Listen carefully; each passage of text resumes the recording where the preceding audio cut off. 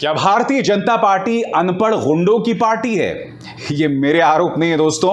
आम आदमी पार्टी ने करारा हमला बोला है भारतीय जनता पार्टी पर और उसकी वजह ये तस्वीर है जो इस वक्त आपके स्क्रीन पर है। जैसे कि आप जानते हैं, इस वीडियो में आप देख सकते हैं कि मुख्यमंत्री अरविंद केजरीवाल के घर पर भारतीय जनता पार्टी के नेताओं ने हमला बोला था और इस हमले की अगुवाई ये आदमी तेजस्वी सूर्या कर रहा था, भाजपा का एक सांसद।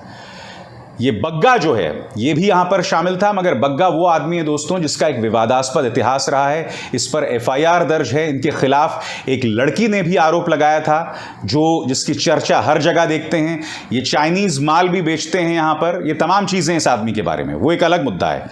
मगर भारतीय जनता पार्टी ने जिन लोगों ने अरविंद केजरीवाल के घर पर हमला बोला था उसे सम्मानित किया, और यह सम्मान जो है कहीं गली कूचे में नहीं, सम्मान उनको मिला भारतीय जनता पार्टी के दफ्तर में।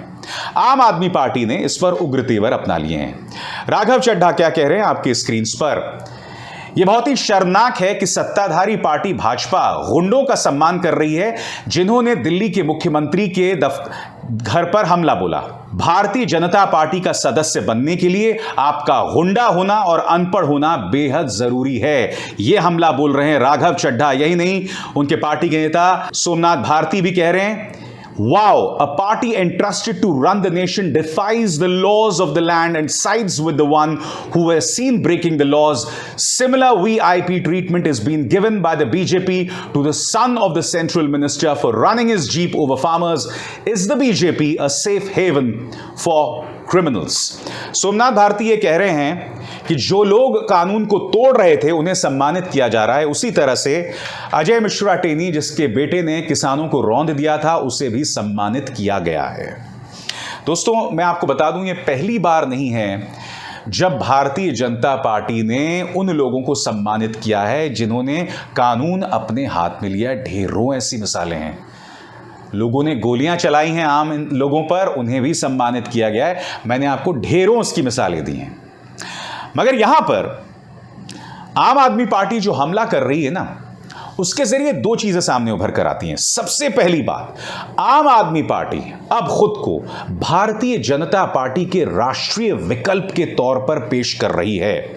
उसके प्रचार पर अगर आप गौर करें तो वो बार बार खुद को एक विकल्प के तौर पर पेश कर रही है, चाहे उसके अपने नेता हों, चाहे उसकी अपनी नीतियां हों। मसलन एक तरफ राघव चड्ढा की तस्वीर और दूसरी तरफ तेजस्वी सूर्या की तस्वीर। इस तस्वीर में अगर आप देख सकते हैं तो आम आदमी पार्टी कह रही है कि भाई भारत को किस चीज की जरूरत है। भारत को जरूरत है राघव चड्ढा जैसे लोगों की, और उनके नीचे उनकी जो क्वालिफिकेशंस हैं आम आदमी पार्टी ने वो लिखी हुई हैं कि वो चार्टर्ड अकाउंटेंट है, लंदन स्कूल ऑफ इकोनॉमिक्स में पढ़े हैं और सबसे कम उम्र के राज्यसभा सांसद हैं। वहीं भारतीय जनता पार्टी में उन्होंने जिक्र किया है तेजस्वी सूर्या का। कहते हैं कि तेजस्वी सूर्या ने भीड़ का नेतृत्व किया था जिन्होंने मुख्यमंत्री अरविंद केजरीवाल के घर पर हमला बोला।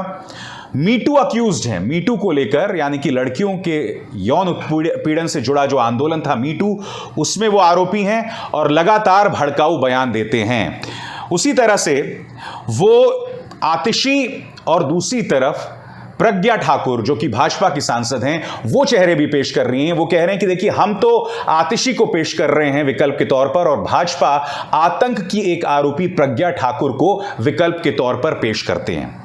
तो ये तमाम चीजें बतला रही हैं कि आम आदमी पार्टी खुद को एक नेशनल ऑल्टरनेटिव के तौर पर पेश कर रही है। भारतीय जनता पार्टी भी खास तौर पर आम आदमी पार्टी पर निशाना साध रही है। अरविंद केजरीवाल के घर पर आप हमला देख चुके हैं और ये पहली बार नहीं। आपको याद होगा इन तस्वीरों में मनीष सिसोदिया के घर में घुसकर भाजपा के कार्यकर्ताओं ने हमला बोला था और उस वक्त भी पुलिस आंखें मूंदे खड़ी हुई थी।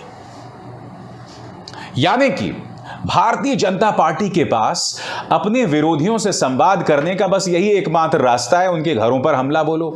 वो घर जहां उनके बच्चे हैं, राजनीतिक संवाद यानी कि घर पर हमला, उसके अलावा और कुछ नहीं।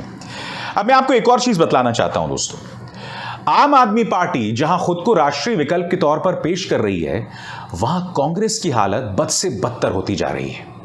इसी साल चुनाव है गुजरात और हिमाचल प्रदेश में, मगर गुजरात के अंदर कांग्रेस जो है वो कई खेमों में बटी हुई है। हार्दिक पटेल ने बगावत का झंडा बुलंद कर दिया दोस्तों। वो लगातार कह रहे हैं कि पार्टी के अंदर हालात जो हैं बद से बदतर होते जा रहे हैं। साल के अंत में चुनाव हैं, मगर आप लगातार देख रहे हैं कि इन मुद्दों को संबोधित नहीं किया जा रहा। हिमाचल प्रदेश में इस वक्त पार्टी के हाथ में सत्ता है, परात में सत्ता है, मगर वहां पर भी पार्टी कोई कोशिश करती नजर नहीं आ रही। और इन दोनों ही राज्यों में आम आदमी पार्टी उसे चुनौती दे रही है। यकीन मानिए दोस्तों, गुजरात और हिमाचल में जीतना तो बहुत दूर की बात, आम आदमी पार्टी अगर दूसरे नंबर पर भी आ गई तो मान के चलिए कांग्रेस के खात्मे की उल्टी गिनती शुरू हो जाएगी। मगर इससे फायदा किसका होगा? बीजेपी का ही फायदा होगा, क्योंकि देखिए आम आदमी पार्टी को एक राष्ट्रीय विकल्प के तौर पर खड़े होने में अभी कम से कम 10 साल और लगेंगे। मगर इन 10 सालों में कांग्रेस बद से बदतर होती जाएगी, आम आदमी पार्टी धीरे धीरे उठती रहेगी, मगर भारतीय जनता पार्टी बदस्तूर वहीं पर बनी रहेगी अपनी नीतियों के चलते और अपनी संस्थाओं यानी कि सीबीआई, एनआईए और इनकम टैक्स की मदद से। तो राष्ट्रीय तौर पर विकल्प जो है वो कमजोर हो जाएगा जैसे जैसे कांग्रेस कमजोर होती जाएगी। मगर इसमें दोष ना आम आदमी पार्टी का है ना बीजेपी का है, इसमें दोष सिर्फ और सिर्फ कांग्रेस नेतृत्व का है, खासकर गांधी परिवार का। राहुल गांधी या तो पार्टी का नेतृत्व संभालें या तो पार्टी छोड़ें और किसी और को यह जिम्मेदारी दें।